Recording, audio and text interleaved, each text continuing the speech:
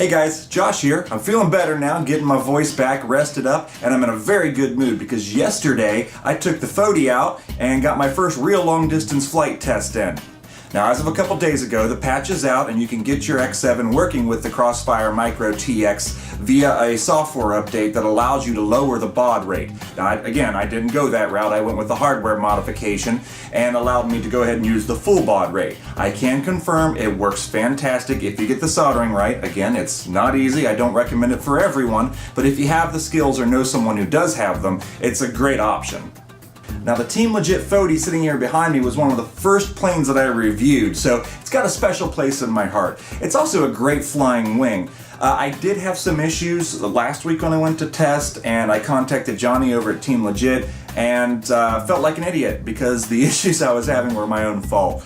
He identified them super quick, just sent him a couple pictures. He's like, dude, this is messed up. And I fixed it, and it flew great yesterday for my flight. So sorry about wasting your time, Johnny. It's totally on me.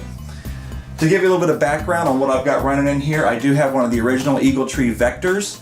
That's great for an OSD, but also I'm not comfortable flying a long distance flight without a return to home function, and the Vector has one of the best and easiest. Configuring the Vector itself is a little bit tricky sometimes, but once you kind of figure out what they're trying to do and the way it works, it's not a big issue. So I've got the Vector in there. It's going to provide my OSD. It provides some stabilization as well. You can do heading hold and altitude holds, just set it and forget it. And then the return to home feature, which you can either enable manually or during failsafe. Now, I've already tested the failsafe. I did that in a close range line of sight flight at the field the previous week. Tested it manually and then took it up and crossed my fingers and turned off the transmitter, and sure enough, it flew right back, started loitering above me. Really, really nice feature. You can also have it land as well, but I figured I would just want to get back close and then I'll take over controls from there. For video, I'm running a Team Blacksheep 2G4 500 milliwatt. I might want to go up in that eventually, but that's what I could afford at the time. It happens. For the antennas on that, it's not on there right now, but I am using the VAS bundle that they have, which is like an air screw and something else. I'll put a little text down here when I remember what they're called. Great setup though. And then of course for RC control, I've got the Team Blacksheep micro receiver that came with the Crossfire bundle. Nothing real special with the camera or anything. There's a mount up front that holds your FPV cam and a GoPro, standard style, not a session. As far as the power system's concerned, I'm running a 4S 2200 milliamp hour battery, a Sunny Sky 1250 kV motor, and an APC 8x6 E-prop. So that pretty much covers the setup of what I used. Now on the ground station, I actually have I'm using my Diversity LCD screen. I've got a 2.4 gigahertz receiver that I patch into that, and then out from that into a standard 5.8 gigahertz transmitter. And the reason for that is I didn't want to have a direct connection to my goggles, so I have a little bit of mobility. So I have a basic, very basic ground station working as a repeater station, going from 2.4 gigahertz to 5.8 for my video. But enough talk, let's jump over to the flight video and I'll walk you through everything that was going through my head at the time and everything that was going on. Check it out. Okay, so this was actually my second flight of the day. I had taken it up before this and just worked on trimming it out, and I did fly a little bit out just to kind of see what it would do and make sure my stabilization gains and things like that were all set. But this is the one where I actually really pushed it to see how far I could go. Right here, I'm just kind of going over the failsafes, waiting for a GPS lock. You'll see me test the flight modes here in a second as well, and then test failsafe. I just want to make sure everything's working before I take it up, so just my basic pre-flight checks. I'm going to go ahead and skip forward here. All I'm doing at this point is just turning on the GoPro and cleaning the lens before I take it up. So when launching the Fohdy, I actually launch with my left hand so that my right hand is on the sticks. Just kind of throttle up with my mouth and then throw it. As you can see, once it's been trimmed out, it's a really simple to launch plane. So here I don't have stabilization on or anything. I'm just kind of getting it in the air, making sure everything's still performing the way it should. And then there I turned on the 2D no hold. So at this point its stabilization is on. but it's not holding a heading or anything like that. That'll be turned on here in just a second. One of the things I keep correcting for right now is that I keep going nose down and losing altitude. That ended up actually being the trim on my transmitter, so I get that corrected here in a bit too.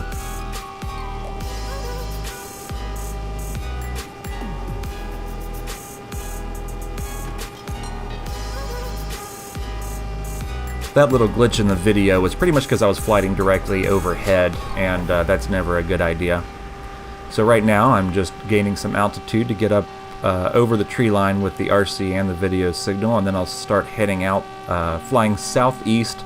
There's no real people out that direction. You can see here I'm turning to where I need to go. It's pretty much just a river and some trees and a mountainside. There's no houses or anything out this direction. It should also be noted that I am well away from any local airports or airstrips or anything like that.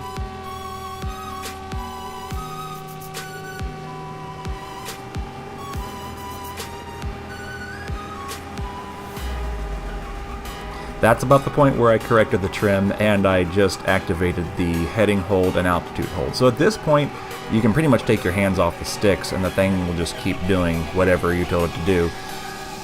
I do still have my hands on the sticks though, just to keep it under control and feel like I'm doing something, because it is a little windy up there. The forecast really had some low winds, but you get up above these mountains and every time you cross a peak, you're going to have an updraft.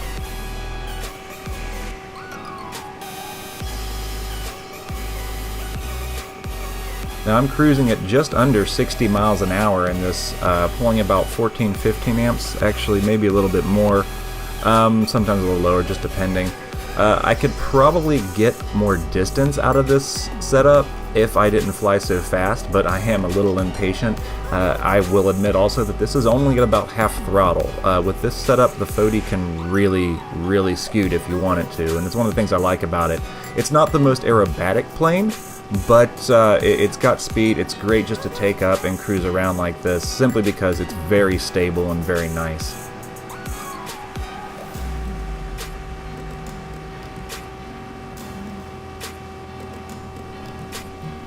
So now as I come up on right about 2 miles, I start to lose video.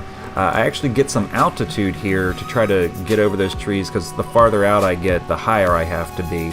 I do get my video back, as you can see, but I do realize that I'm kind of starting to push it, and here in a little bit it just gets worse and worse. I don't feel comfortable flying any higher than what I'm at now, which is plenty high, so I start to head back.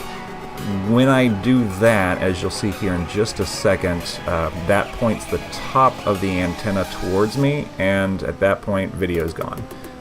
That's okay. At this point I do believe I had the return to home, actually bringing it home at this point. You can kind of see it in the OSD down there. I could try to gain some altitude, because even though I am in return to home mode, you still have control over the sticks, so if you give input, it will temporarily disable the return to home and do whatever it is you told it to do, and as soon as you let go of the sticks it goes right back. So really cool feature there.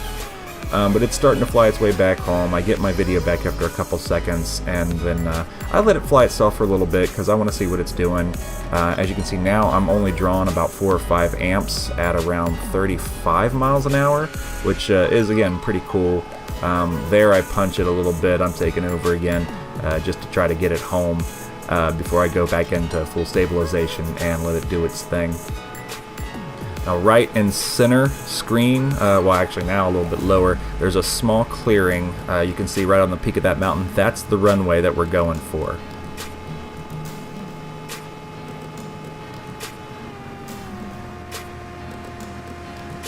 You can see my video is a little glitchy as well in the OSD view, and that's again my altitude. I'm a little over 500 feet it looks like, but that tree line, it really does get you, just simply because even a 2.4 gigahertz video cannot penetrate a thick wooded area like that.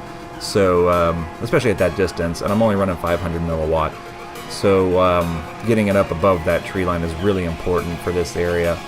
I may actually scoot back on my next flight, or like I said, if I can rig up some sort of boom and put the antennas and 5.8 gigahertz repeater up there, I'll probably actually get a lot better video out of it.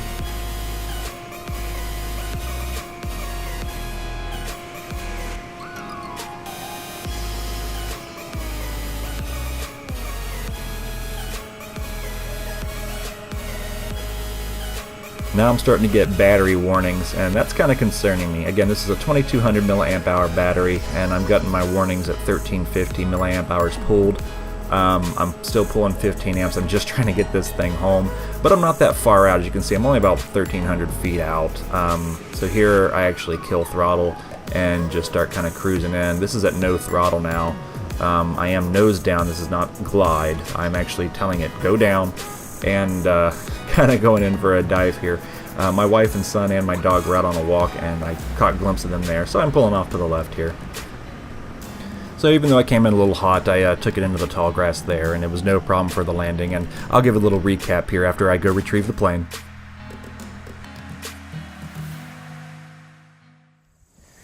Okay, so 2 miles that time. At that point, I manually entered return to home. The plane turned towards me, and I lost all video for a couple seconds. Again, I think it was the tree, because if I put more altitude on it, I was getting my signal back. The other problem is I'm flying with a 2200 milliamp hour battery, and 2 miles is pushing it on that. It made it out, made it back, but I was starting to get some warnings, still about, I don't know, half a mile out when I started getting warnings. So a little scary there. Luckily I had some altitude on me, and I could back off the throttle and coast most of the way in. The Team Legit Fohdy has a great glide, so had no problem handling it at all. Finally starting to get this thing trimmed out, so it's flying good. Really happy with my progress today. Fantastic.